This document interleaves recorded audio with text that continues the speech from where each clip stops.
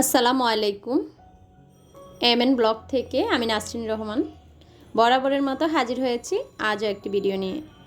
আশা করি প্রতিদিনের মতো আমার আজকের ভিডিও আপনাদের ভালো লাগবে। Welcome back to my channel. সকাল থেকে ভিডিও করা আরম্ভ করলাম। আপনাদের ভাইয়ার জন্য নাস্তা রেডি করেছি, সাথে নিয়াজকে একটা ডিম খাওয়াবো। নিয়াজ আজকে খুব ভোরে ঘুম থেকে উঠে গিয়েছে। আর নিসাকে আমি ব্রেড ভেজে দিয়েছি ডিম দিয়ে। তো আপনাদের ভাইয়ার জন্য এই যে এখানে আমি কাঁচামরিচ, লবণ আর একটু হালকা একটু হলুদ আর একটু জিরা গুঁড়া দিয়ে আমি এই সবজিটা করি। তো যাই হোক, ওনাকে খেতে দিয়েছি। আপনাদের ভাইয়া চলে গিয়েছে। অলরেডি রান্না বসিয়ে দিয়েছি। আজকে রান্নার জন্য খুব তাড়া, তো কেন তাড়া সেটা বলবো ভিডিওতে। আর এখন আমি কিছু গাছ লাগাবো। এই গাছগুলো সময়ের অভাবে এবং আসলে পরিবার যেহেতু খুবই কয়েকদিন অসুস্থ ছিল, তো খুব জ্বরজাপটা গেল উপরে দিয়ে, এগুলো আসলে করতেই পারি না। তো এগুলা হয়েছে আমার ক্যাপসিকাম যে বিসি ফেলেছিলাম সেই চারাগুলা। তো সেগুলো আমি এখন একটু লাগিয়ে নিচ্ছি। সবগুলো লাগানো সম্ভব না, কেননা মাটি নেই। যে টব খালি আছে সেটাতে লাগিয়ে দিব। আজকে আমি আপনাদের জন্য সুন্দর একটি ডিআইওয়াই রেখেছি। যে আপুরা ডিআইওয়াই পছন্দ করেন, আশা করি আপনাদের ভালো লাগবে। পুরো ভিডিওটা আমার সঙ্গে থাকবেন। তো এখানে আমি 2টা ক্যাপসিকামের চারা উঠিয়ে এই যে লাল টবটাতে লাগিয়েছি। সব চারাগুলো রয়ে গিয়েছে, তার জন্য আমি কিছু মাটি আনবো পরে নার্সারি থেকে, এনে এগুলা সব আলাদা আলাদা লাগাবো। আসলে ক্যাপসিকাম যদি হয় খুব সুন্দর লাগে, তো এই জন্য চাচ্ছি সবগুলো লাগাই, দেখি ভাগ্যে কি আছে। আর এই যে আমার গাছটা মাশাল্লাহ নিচের থেকে অনেক পাতা উঠতেছে। তো গাছটা একদম ছড়িয়ে থাকে, আমার কাছে ভালো লাগে না। তাই এখানে একটা লাঠি বেঁধে এই যে এইভাবে আমি বেঁধে দিচ্ছি, তাহলে হয়তো দেখতে আরও সুন্দর লাগবে। আমাদেরকে যারা ভালোবাসে আমাদেরই উচিত তাদেরকে ভালোবাসা। তো কথাটা কেন বললাম, বলছি আসলে বিপদ যেন সঙ্গ ছাড়তেছে না, একের পর এক বিপদ আসতেছে। তো আপনাদের ভাইয়ার শরীরটা কিছু ভালো হলেও আপনাদের ভাইয়ার অনেকগুলো টেস্ট বাকি আছে। ডাক্তার বলেছে 1 সপ্তাহের ওষুধ খেয়ে আবার টেস্টগুলো করার জন্য। তো হসপিটালে যাব, আপনাদের ভাইয়ার টেস্টগুলো করতে হবে। আসলে আমি মনে করি কেউ যখন সুস্থ থাকে তখন আল্লাহর কাছে বেশি বেশি তার শুকরিয়া আদায় করা, এবং আমরা যেন কখনো অসুস্থ না হই তার জন্য আল্লাহর কাছে বেশি বেশি পরিহাত করা। একবার যদি কেউ অসুস্থ হয়ে যায় তার র্যাশ অনেক দিন রয়ে যায়, এবং যখন আপনি আসলে একটা রোগের জন্য টেস্ট করাতে যাবেন, হাজারো রোগ উকিঝুঁকি মারে, তখন আসলে মনটাও খারাপ হয়ে যায়। আর পরিবারের যে আসলে বটবৃক্ষ, আমরা যার উপরে পরিবারের আসলে মূল দায়িত্বটা, সে যদি অসুস্থ হয়ে যায় মনের অবস্থা কেমন থাকে সেটা আমরা সবাই জানি।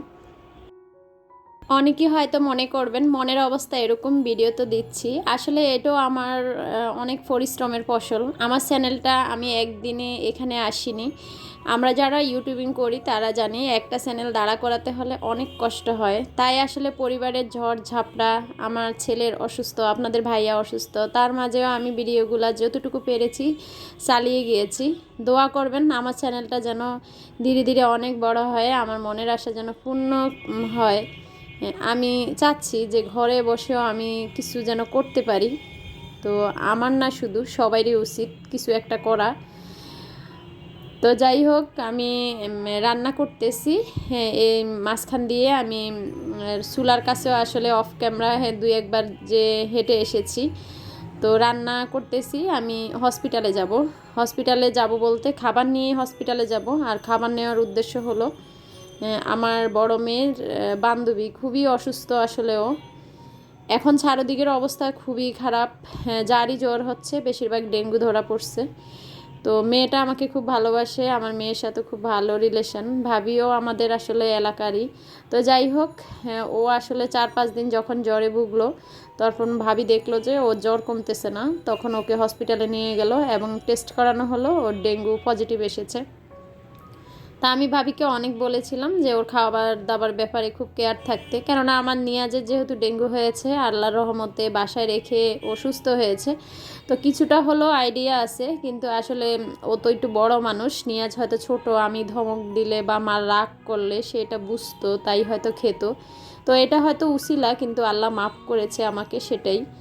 তো মেয়েটা আসলে অনেক অসুস্থ হয়ে পড়েছে, বমি, তারপর হয়েছে প্রস্রাবের সাথে ব্লাড যাওয়া, সবই আসলে ওর বাসায় থেকেই সম্পূর্ণ হলো।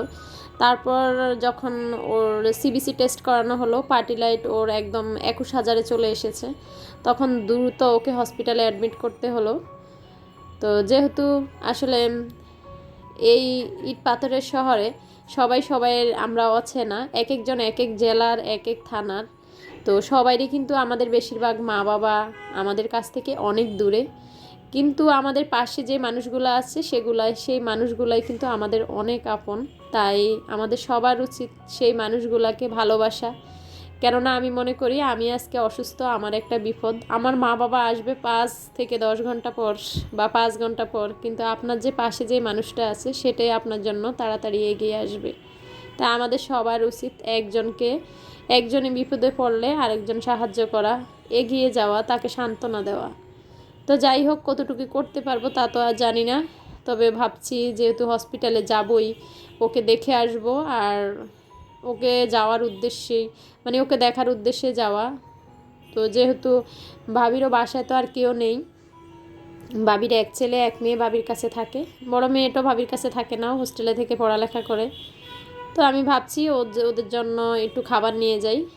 তো আসলে আমারও গ্যাসের খুবই সমস্যা, গ্যাস থাকে না সকাল থেকে, একদম ফুল গ্যাস থাকে না, মিটি থাকে, কিন্তু 10টার পর একদমই আজকে কয়েকদিন গ্যাস চলে যায়। তো খুব ভোর থেকেই আমি রান্নাগুলো করছিলাম, একদম খুব শর্টকাট রান্না।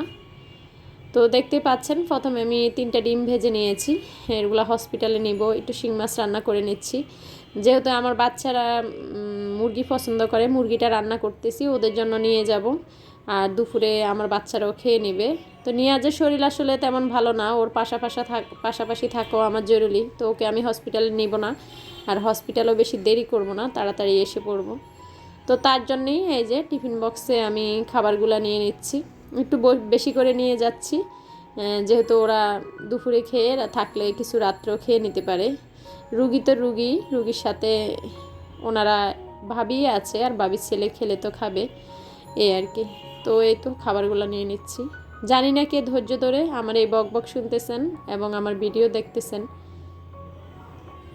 তবে যারাই দেখতেছেন তাদের উদ্দেশ্যেই বলছি, খুবই সতর্ক থাকবেন। আর জ্বর হলে কেউ বসে থাকবেন না, 2 দিনের জ্বর হলেই জ্বরটা কেমন সেই মাত্রায় আসলে একটা ডেঙ্গু টেস্ট করিয়ে নেবেন, কেননা এখন কিন্তু ডেঙ্গুর অবস্থা খুবই খারাপ। আমি হসপিটালে গিয়েছি, প্রতিটা সিডের ডেঙ্গুর রুগী, আর ডেঙ্গুটা যখন মানে এটা ব্লাডে ভালো করে পৌঁছে যায় তখন কিন্তু অবস্থা খারাপ। এই যে আমি দেখতে এসেছি, মানে আমাদের যে রুগী ও একটু বড়, তাই ওকে আমি দেখাইনি, পাশের সিটে এই যে ছোট্ট বাবুটার অবস্থা বেশি একটা ভালো না, ফার্টিলাইট শুধু কমতেছে, তো বাবুটাকেও স্যালাইন দিয়ে রেখেছে। এখানে 6টা বেড, এটা সাধারণ ওয়ার্ডে আছে ওরা। তো এখানে প্রতিটা বেডে ডেঙ্গুর রুগী, এক একজন আসলে এরকম অবস্থা, চোখ খুলতে পারতেছে না, দেখে আসলে এত মায়া লেগেছে। আর তখন আমি আল্লাহর কাছে আরও বেশি বেশি শুকরিয়া আদায় করেছি যে আমার এই পর্যন্ত আসতে হয় না, আল্লাহ আমার ছেলেটাকে বাসায় রেখে সুস্থ করেছে।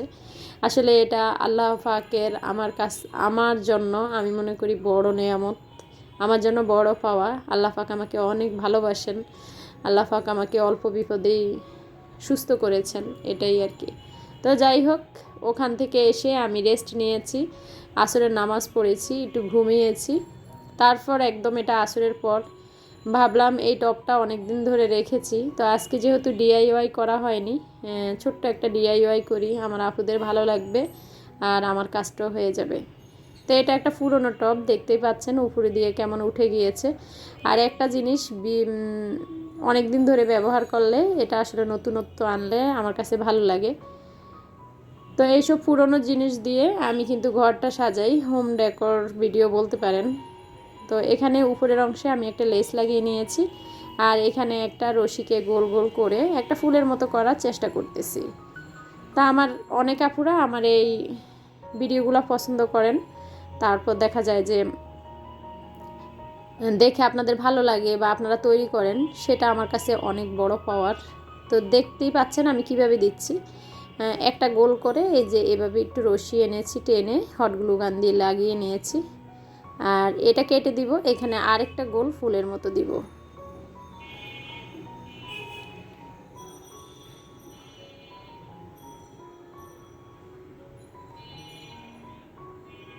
আবারও বলছি, কারো যদি জ্বর হয় আপনারা সঙ্গে সঙ্গে বসে থাকবেন না কেউ, কেননা হসপিটাল আমি বিভিন্ন জনকে জিজ্ঞেস করলাম, কারো 2 দিনের জ্বরে কারো অবস্থা খারাপ হয়ে গিয়েছে।